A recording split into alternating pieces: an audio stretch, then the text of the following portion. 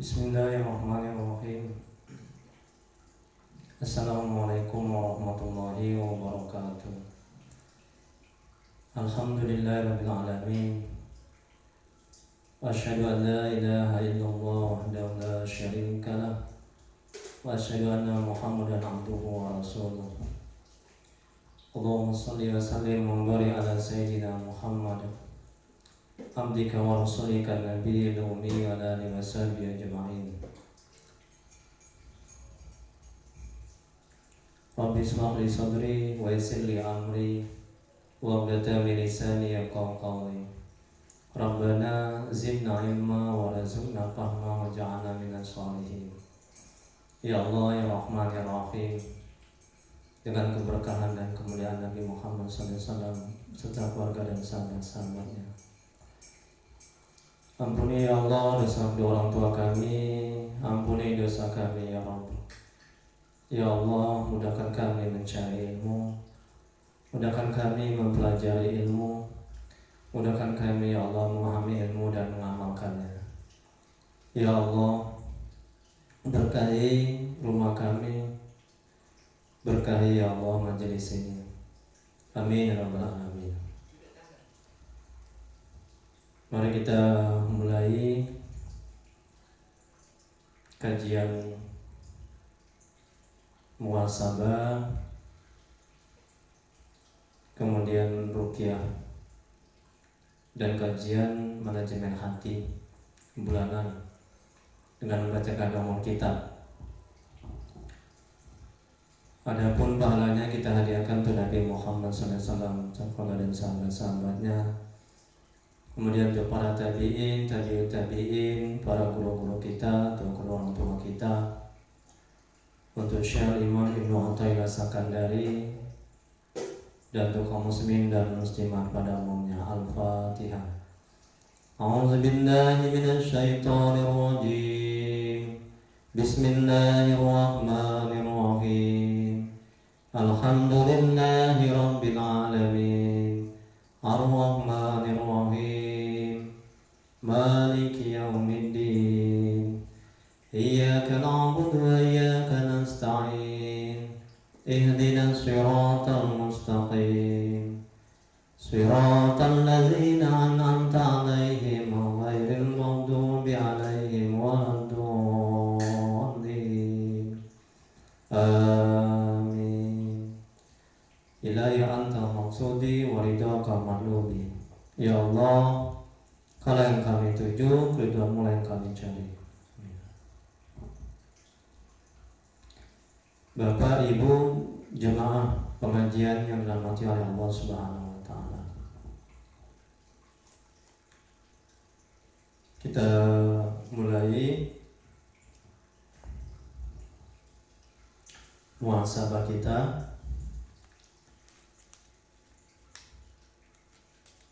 Sebelum kita mulai, saya jelaskan dulu tentang muhasabah, dalil-dalilnya, dan juga manfaat dari muhasabah. Jadi muhasabah adalah sebuah upaya dalam melakukan evaluasi terhadap diri sendiri dalam melihat kebaikan dan keburukan. Nah, jadi dalam muhasabah kita mengevaluasi, kita melihat, merenungkan terhadap perbuatan-perbuatan atau amal ibadah yang telah kita lakukan. Kalau misalnya masih banyak cacatnya, masih banyak kurangnya, belum sempurna, nah kita perbaiki, kita tingkatkan. Kemudian juga kita muhasabah, evaluasi, introspeksi diri terhadap perjalanan hidup kita yang telah kita jalani. Kalau banyak kurangnya, banyak cacatnya, masih belum sempurna, kita sempurnakan. Kalau misalnya sudah baik, kita tingkatkan kebaikan itu. Evaluasi atau introspeksi diri tersebut terhadap hubungan hamba dengan Allah. Nah, bagaimana hubungan kita dengan Allah, amal ibadah kita? Ya, kita sempurnakan dengan menggunakan ilmu agama bila masih jauh dari kesempurnaan. Bacaan Quran kita, sholat kita, zikir kita. Nah, kalau belum pakai ilmu, nah kita cari ilmu agama agar menjadi sempurna. Kemudian hubungan manusia dengan manusia. Apa yang telah kita lakukan terhadap manusia? Apakah ada keburukan atau kebaikan? Kalau kita telah melakukan kezaliman, keburukan, kita bertobat kepada Allah. Kita minta maaf pada orang yang kita zalimi. Kalau kita melakukan kebaikan, kita bersyukur kepada Allah. Karena Allah menjadikan kita tempat kebaikan.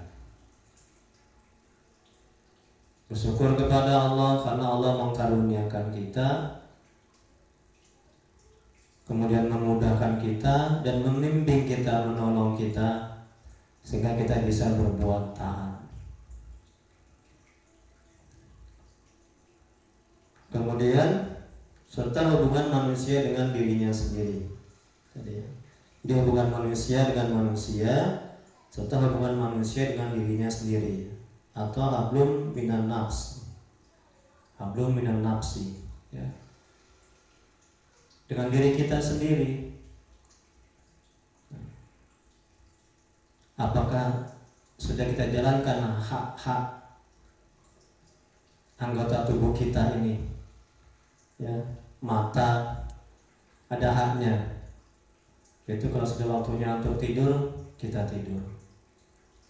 Nah, kemudian anggota tubuh lainnya harus kita berikan hak-hak. Jangan kita menzalimi, jangan kita menggunakan seluruh anggota tubuh kita di luar batas. Itu patut kita renungkan, kita muhasabah, kita evaluasi. Dari muhasabah yaitu firman Allah yang artinya, hai orang-orang yang beriman, bertakwalah kepada Allah, dan hendaklah setiap diri memperhatikan apa yang telah diperbuatnya untuk hari esok, yaitu akhirat. Nah, bekal kita untuk akhirat, bekal kita untuk kembali kepada Allah, itu mesti kita renungkan, kita sadari, kita perhatikan, kita persiapkan dengan sebaik-baiknya. Dan bertakwalah kepada Allah, sesungguhnya Allah Maha mengetahui apa yang kamu kerjakan. Quran surat Al-Hasr ayat 18. Kemudian Rasulullah SAW bersabda, yang artinya orang yang pandai adalah yang menghisab atau mengevaluasi dirinya sendiri serta beramal untuk kehidupan sesudah kematiannya. Sedangkan orang yang lemah adalah yang dirinya mengikuti hawa nafsunya serta berangan-angan terhadap Allah. Imam Tirmizi, hadis riwayat Imam Tirmizi. Dan di sini Nabi menganjurkan, ya, menganjurkan dan memerintahkan supaya kita bermuhasabah. Nah, dengan banyaknya bermuhasabah, hati kita semakin bening, semakin bersih, dan kita akan mendapatkan kesempurnaan amal ibadah kita, sehingga amal ibadah kita bisa diterima di sisi Allah.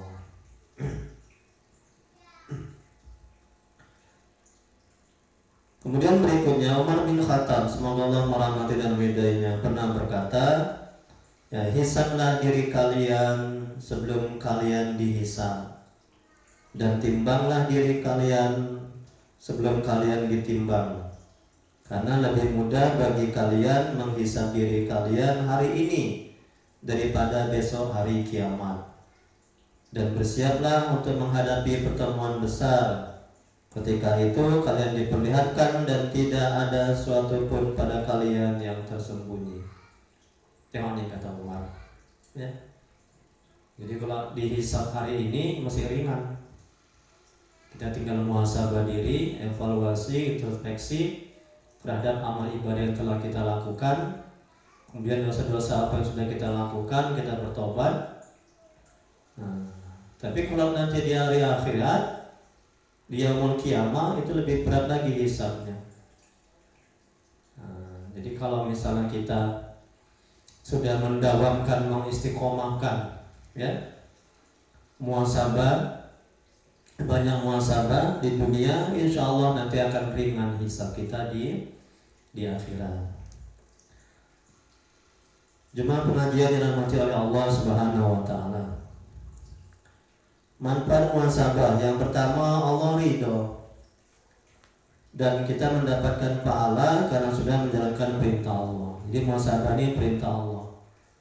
Nah, jadi kalau kita melakukan muhasabah, kita mendapat pahala dan Allah ridho. Allah suka sama orang yang bermuhasabah. Ya. Semakin banyak dia muhasabah, semakin dia kenal dirinya. Jadi ulama tasawuf mengatakan, man arafa nafsahu faqad arafa rabbahu. Barang siapa mengenal dirinya, maka dia akan mengenal Tuhannya. Semakin banyak kita muhasabah diri, kita akan kenal diri kita. Kalau kita tahu, kenal dan memahami diri kita, maka kita akan bisa mengenal Tuhan, mengenal Allah. Ya. Nah, jadi buah dari muhasabah ini banyak sekali, ya. Nah, terus yang kedua, termotivasi untuk memperbaiki dan meningkatkan amal ibadah.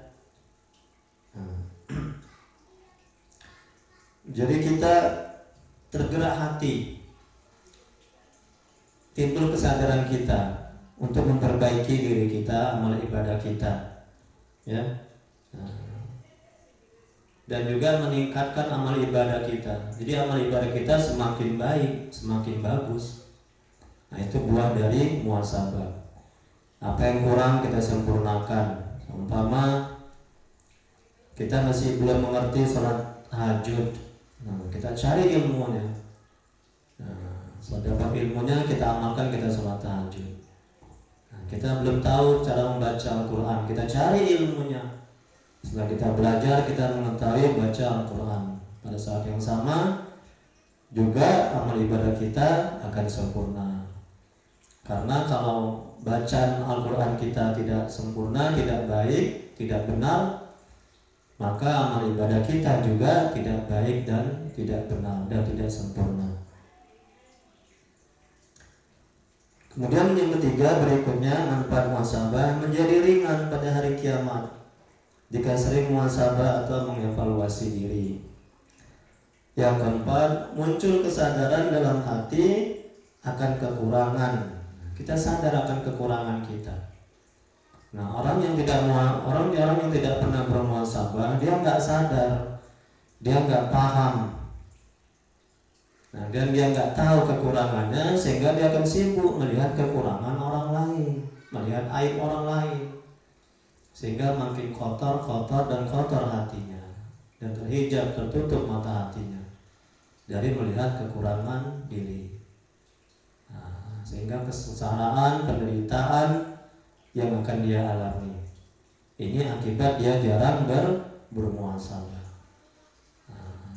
Sebaliknya orang yang sering muhasabah, dia tahu cacat aib dirinya, sehingga dia tidak sibuk dan tergerak hati untuk melihat aib orang lain.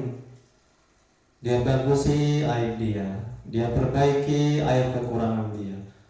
Jadi kesibukannya adalah terus memperbaiki kekurangan, keburukan aibnya, keburukan dosa-dosanya. Sibuk dia perbaiki. Nah, sehingga dia nggak punya waktu lagi untuk sibuk mengurusi, melihat dan menilai aib orang lain.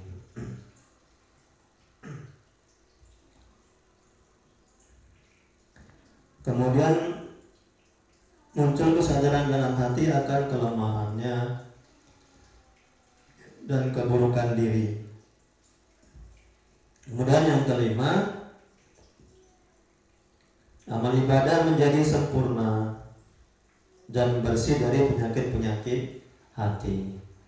Semakin banyak muhasabah, semakin tahu kekurangan kita dalam amal ibadah, maka pada saat yang sama semakin berpeluang untuk memperbaiki ya amal-amal ibadah kita yang rusak, yang belum sempurna. Dan bersih dari penyakit-penyakit hati.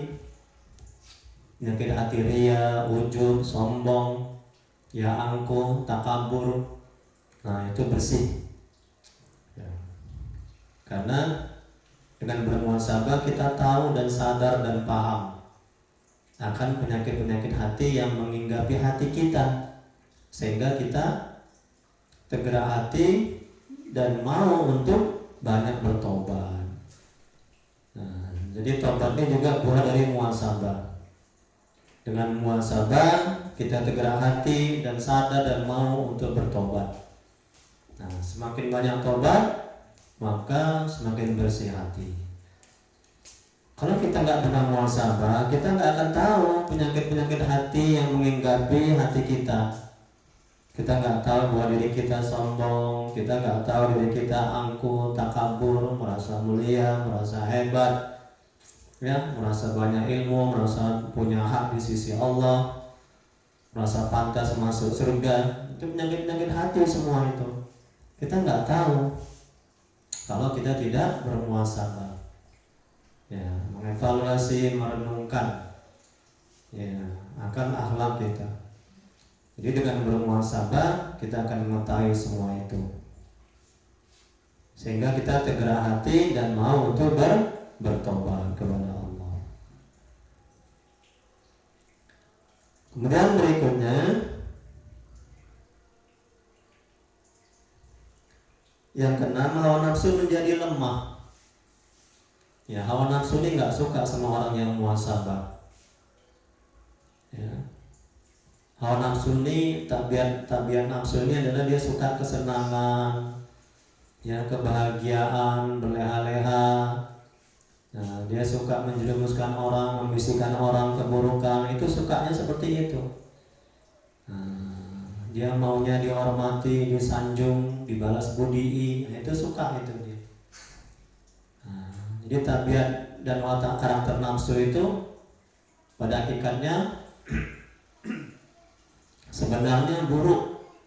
Ya, nggak ada yang baik kecuali nafsu yang diridhai oleh Allah Subhanahu wa taala. Dan terkekang untuk berbuat keburukan. Jadi kita nggak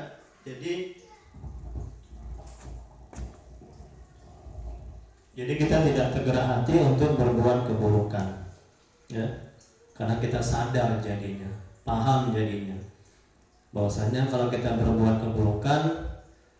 keburukan itu akan menyiksa diri, akan menyakiti diri, akan membuat kita stres, sengsara, menderita berkepanjangan. Nah, jadi kesadaran akan hal-hal yang buruk yang kita dapat kalau kita buat keburukan, sehingga kita mau meninggalkannya. Nah, ini buah dari muhasabah. Nah, ya. Jadi tidak tergerak hati untuk mau melakukan keburukan. Kemudian berikutnya yang ketujuh, menimbulkan rasa syukur atas nikmat yang telah Allah berikan. Nah, ini juga termasuk, ya, kalau kita bermuhasabah, merenungkan, bertafakur, ya, mengingat-ingat ya, atas nikmat-nikmat yang telah Allah berikan kepada kita. Dari mulai kita di kandungan ibu kita sampai saat sekarang ini. Jadi begitu banyak nikmat-nikmat yang telah Allah berikan kepada kita. Nah, sehingga kita takut untuk kufur nikmat, untuk tidak bersyukur. Jadi dengan mengingat-ingat nikmat itu melalui muhasabah, kita akan bersyukur kepada Allah dengan jalan beramal ibadah, menjalankan perintahnya dan meninggalkan larangannya, sehingga Allah akan tambah nikmat-nikmat itu. Firman Allah dalam Al-Quran, A'udzubillahi minasyaitonirrajim, Bismillahirrahmanirrahim, La in syakartum la azidannakum wa la in kafartum inna azabi lasyadid. La in syakartum la azidannakum, kalau engkau bersyukur aku tambah. Jadi tambah nikmat itu pada apa yang kita syukuri. Sebaliknya kata Allah, wa la in kafartum, jika engkau tidak bersyukur, inna azabi lasyadid, sungguhnya azabku amat pedih. Allah tarik nikmat-nikmat itu dari kehidupan kita. Itu kalau kita tidak bersyukur. Nah, jadi mensyukuri nikmat Allah itu timbul melalui muhasabah. Ya. Jadi kalau kita jarang muhasabah, evaluasi, introspeksi, merenungkan atas nikmat-nikmat yang Allah berikan selama ini sampai detik ini, ya, kita bisa bernapas, bisa beramal ibadah, kita masih sehat, maka kita tidak akan pernah bisa bersyukur. Ya. Jadi orang stres, sengsara, menderita karena tidak mensyukuri nikmat yang ada dan sibuk melihat, memikirkan nikmat yang belum ada. Stres lah itu, sengsara lah itu, menderita lah itu. Jadi kalau dia sibuk mensyukuri nikmat yang sudah ada, nanti Allah akan menambah nikmat yang belum ada. Rezeki yang belum ada akan diadakan oleh Allah, buah dari rasa syukur kita kepada Allah. Kemudian yang ke-8, manfaat muhasabah, tahu dan kenal kualitas diri. Nah, jadi kita mengetahui kelemahan diri kita, kualitas diri kita, nah, kesanggupan kita, kemampuan kita. Nah, yang selama ini kita tidak tahu bahwasanya kita ini punya potensi besar, kualitas diri yang besar, maka Allah akan mudahkan kita untuk menggalinya, untuk mengetahuinya, untuk mengamalkannya. Jadi kalau kita tahu potensi kita akan menggunakan potensi kita itu dan mengembangkan potensi kita itu di jalan yang diridhai oleh Allah Subhanahu wa taala. Itu buah dari muhasabah. Nah, sehingga tergerak hati untuk menggali, terus menggali, mengembangkan, meningkatkan, akhirnya berdampak kepada kebaikan kita di dunia dan akhirat. Jadi kalau kita tidak pernah muhasabah, jarang muhasabah, kita nggak tahu kualitas diri kita, potensi diri kita itu seperti apa. Ya? Jadinya kita menjadi manusia yang buruk saja, manusia yang tidak baik saja, manusia yang auranya negatif saja, karena kita tidak mengembangkan potensi yang ada dalam diri kita. Kemudian berikutnya 9, timbul paham dan sadar di hati terhadap perintah Allah dan larangan Allah. Nah, jadi dengan yang muhasabah kita tahu dan sadar dan paham akan perintah-perintah yang telah Allah perintahkan kepada kita, sehingga kita tergerak hati untuk menjalankannya, dan kita tahu, sadar dan paham akan ada larangan-larangan Allah, sehingga kita mau meninggalkannya, inilah buah dari muhasabah, ya. Dan yang terakhir yang 10, benteng dari godaan setan. Nah, setan nggak suka, ya, setan tidak akan masuk dalam tubuh kita. Nah, korin dari bangsa jin yang kafir tidak akan membisikkan kita, menggiring hati kita untuk berbuat maksiat. Nah, yang ada korin dari bangsa malaikat yang akan membisikkan kita kebaikan. Nah, kemudian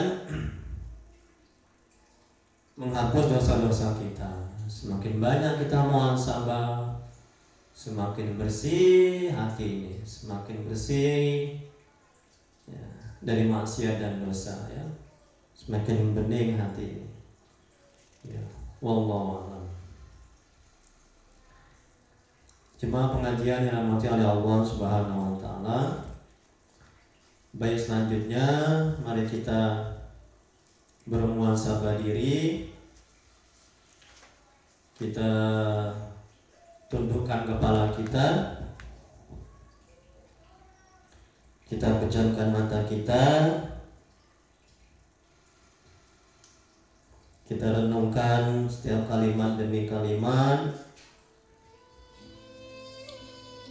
Kita renungkan ayat, kita renungkan dan pahami kalimat demi kalimat. Dan usahakan sambil menangis, ya. Berjanji kita tidak mengulangi lagi, ya. Berjanji untuk berbuat baik, untuk berbuat taat. Nah, itu. Dan bertobat kepada Allah, ya. Bertobat kepada Allah, ya. Bertobat kepada Allah, ya. Mohon ampun, ya, karena selama ini kita banyak berbuat dosa. Karena selama ini kita banyak durhaka sama orang tua kita, banyak menzalimi diri kita dan orang lain. Jemaah pengajian yang dirahmati oleh Allah Subhanahu wa taala. Hadirin, mari kita sejenak tundukkan kepala dan hati. Hari berganti hari, semakin dekat dengan akhir hayat kita. Mau tidak mau, akan datang suatu saat hidup ini akan berakhir. Entah berapa lama lagi umur yang tersisa. Mungkin ada di antara kita masih tinggal berapa tahun, bulan atau hari. Atau mungkin ada di antara kita pertemuan ini adalah pertemuan yang terakhir. Allah sudah tahu menetapkan kapan kita akan pulang bila ajal sudah tiba. Tidak bisa diakhirkan atau dimajukan walau sesaat.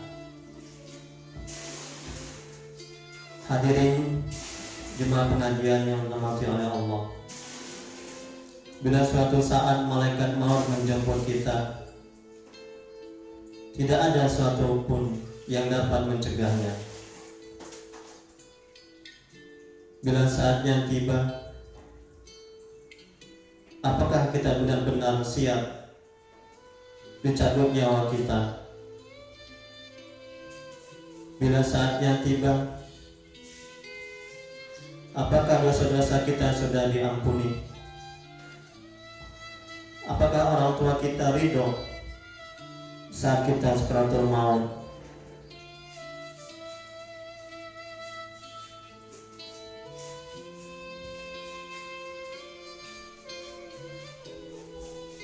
Apakah orang-orang yang kita zalimi orang-orang yang kita sakiti, dan kita ambil haknya sudah memaafkan kita saat sakaratul maut.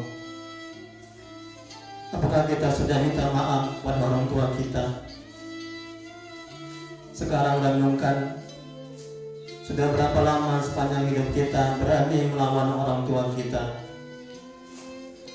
Sudah berapa lama sepanjang hidup kita berani membentak dan berlaku kasar kepada orang tua kita?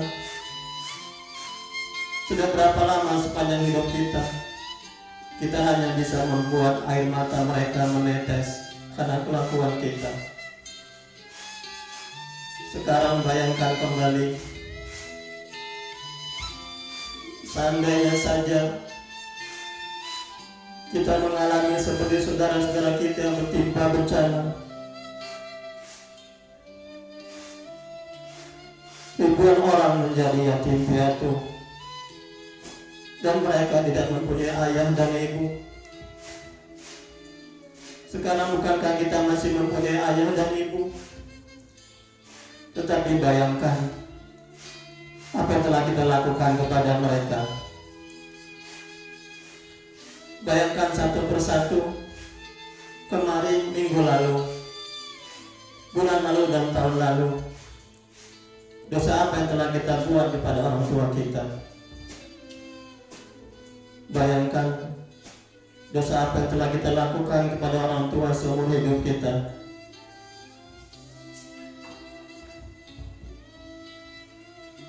Lupakah kita selama 9 bulan berada di dalam kandungan ibu kita, dan dibawa kemanapun kita pergi? Lupakah kita selama 9 bulan berada di dalam kandungan ibu kita? Ia tidak pernah mengeluh. Bayangkan pada saat-saat itu betapa berat perjuangan ibu kita. Bayangkan ibu kita mual-mual dan tidak bisa tidur karena kita ada di dalam perut ibu kita.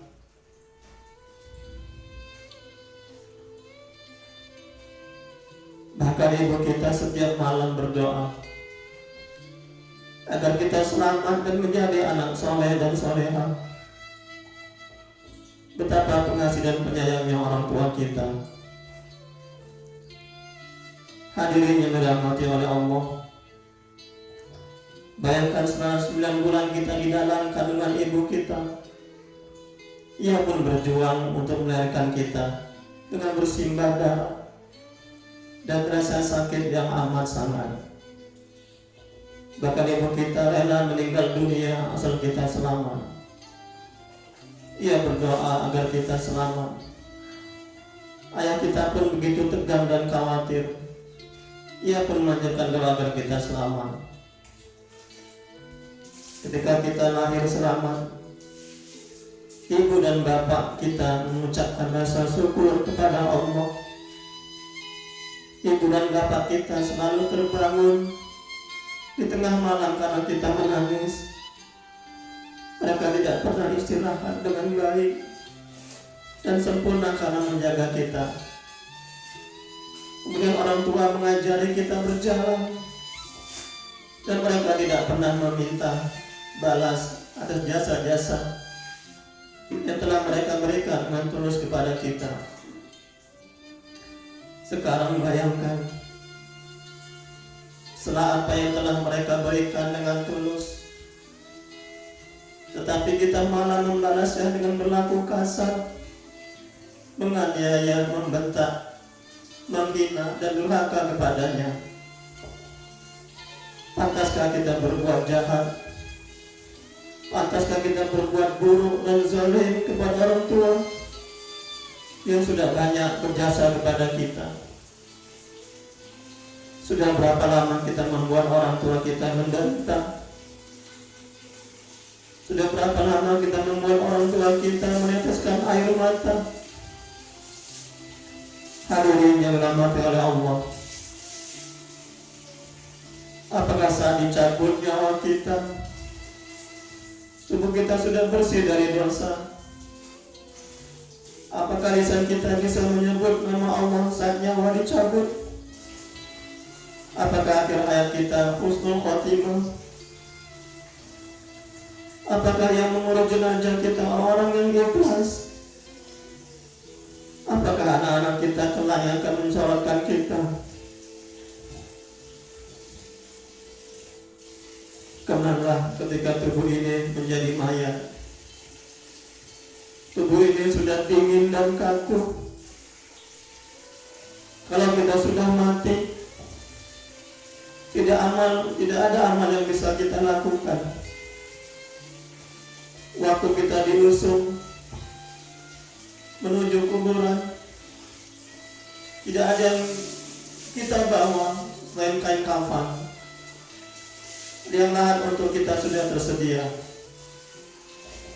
Kita dimiringkan ke kiblat, kain kafan di wajah dibuka, lalu ditutup papan di sekitar tubuh kita, gelap dan sendiri. Tidak lama tanah menimbun kita. Orang-orang yang kita cintai beberapa saat berada di atas kuburan kita, dan perlahan satu-satu meninggalkan kita pulang ke rumah.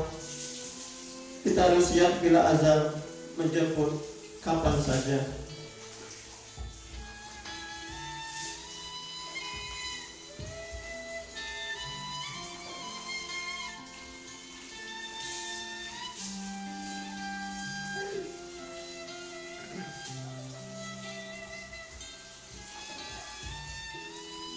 Hadirin yang dirahmati oleh Allah Subhanahu wa Ta'ala. Ya Allah yang Maha Pengasih dan Penyayang, jadikanlah pertemuan ini benar-benar pertemuan yang Engkau ridhoi, pertemuan yang penuh dengan ampunan-Mu. Inilah kami hamba-hamba-Mu yang bergelimang dengan dosa. Ya Allah, kami telah menzalimi pada diri kami sendiri. Jika tidak Engkau ampuni kami dan merahmati kami, tentulah kami menjadi orang-orang yang rugi.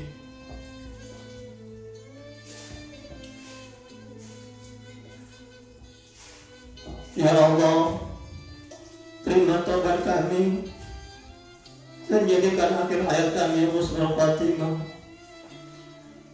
Ya Allah, kami mohon keselamatan dalam agama, kesehatan pada badan kami, bertambah ilmu, berkah dalam rezeki, taubat sebelum mati, rahmat ketika mati, keampunan setelah mati.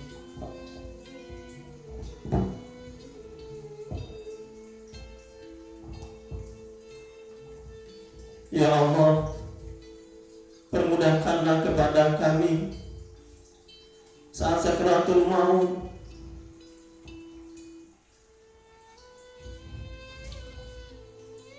Selamatkan kami dari api neraka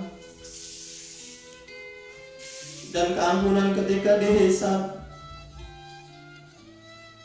Ya Allah, ampuni sebusuk apapun hidup yang pernah kami jalani.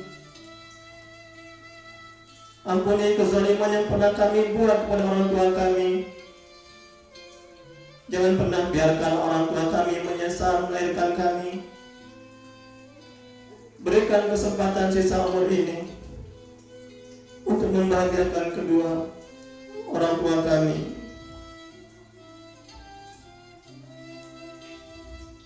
Ya Allah, ampuni dan sayangi orang tua kami, muliakan sisa umurnya,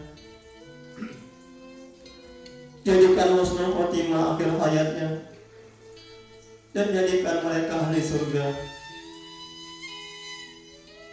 Ya Allah, ampuni guru-guru kami yang menjadi jalan kami bisa dekat dan mengenal-Mu.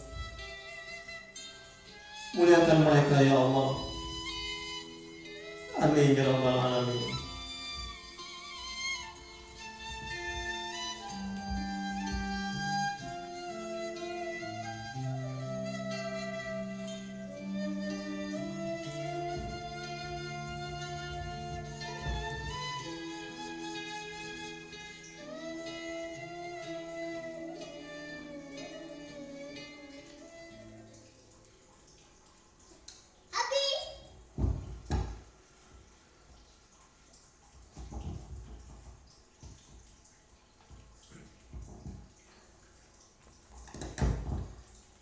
Jemaah pengajian yang dirahmati oleh Allah Subhanahu wa taala.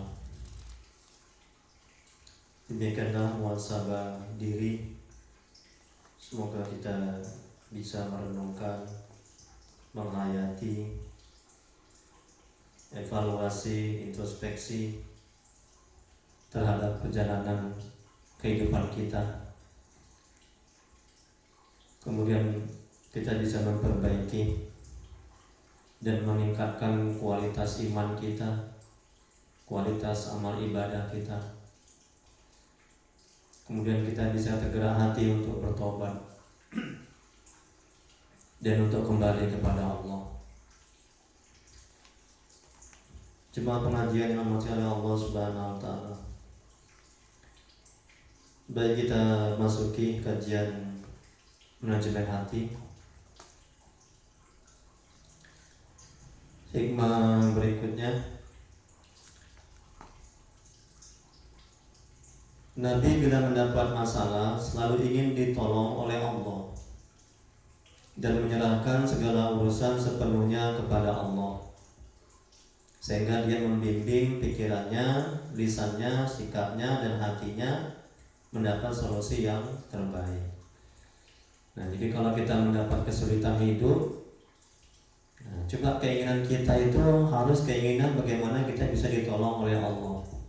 Ya seperti Nabi. Jadi bagaimana caranya agar kita bisa ditolong oleh Allah? Nah, perbanyak tobat, perbaiki amal ibadah dengan ilmu. Dekati Allah, minta tolong kepada Allah. Nanti Allah yang bimbing pikiran kita, lisan kita, sikap kita, hati kita. Nah, sehingga Allah memberikan solusi yang terbaik terhadap masalah yang kita hadapi. Tapi kalau misalnya kita tidak kembali kepada Allah, bersandar, berpegang kepada amal ibadah kita, kekuatan kita, kemampuan kita, maka Allah lepas tangan. Ya, yang ada setan dan hawa nafsu yang menuntun. Nah, sehingga kesengsaraan, penderitaan, ya stres, kegalauan hati yang akan kita hadapi, yang akan kita terima. Ya. Kemudian hikmah berikutnya, agar hati selalu bersih, selalu evaluasi selesai kita bicara. Ya. Jadi kalau ada kata-kata yang tidak baik, ucapan yang tidak baik, ya, itu kita evaluasi, kita bertobat. Jadi selesai kita bicara, selesai kita berbuat, bertindak, ya. Nah, harus kita selalu evaluasi. Ada enggak kata-kata yang kurang baik? Kalau ada, kita bertobat. Nah, ada enggak kata-kata yang baik, perbuatan yang baik? Kalau ada, kita bersyukur kepada Allah. Karena Allah memberikan kemudahan, kesanggupan, pertolongan, ya taufik, ya dibimbing kita, ditolong kita, dimudahkan kita sehingga kita bisa melakukan perbuatan itu dan bisa mengucapkan kata-kata yang baik. Kita bersyukur kepada Allah. Nah, ini penting agar kualitas bicara kita semakin bagus, agar kualitas tindakan tanduk kita, perbuatan kita semakin bagus. Kalau kita selalu evaluasi, introspeksi, muhasabah, lagi muhasabah terhadap perkataan atau perbuatan yang telah kita lakukan. Bila ada unsur riya dan perbuatan buruk lainnya, maka mohon ampun kepada Allah. Ini tadi, ya, muhasabah, evaluasi. Kemudian berikutnya, bila kita merasa sudah beramal, hikmah berikutnya, ya.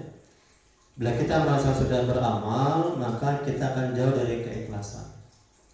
Orang yang merasa sudah beramal, sudah berbuat, maka dia cenderung untuk minta dipuji, cenderung untuk minta dibalas budii.